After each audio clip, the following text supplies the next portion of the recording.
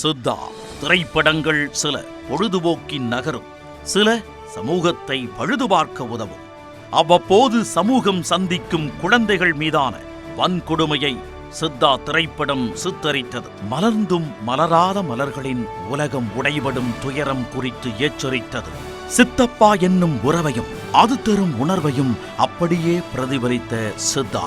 குழந்தை நட்சத்திரங்கள் சகஸ்ரஸ்ரீ, ஆஃபியா தஸ்னி, நாயகி நிமிஷா சஜகன், அஞ்சலி நாயர் என கதைக்கு அளவெடுத்தார் போன்ற நட்சத்திர பட்டாளம். பிரச்சார நெடியின்றி பிரச்சனையின் வீரியத்தையும் அதனை கையாளும் தைரியத்தையும் காட்சிப்படுத்திய இயக்குனர் அருண்குமார். ஆண்டின் சிறந்த திரைப்படமாக சித்தாவுக்கு விருது வழங்கி சிறப்பிக்கிறது நியூஸ் 18 தமிழ்நாடு.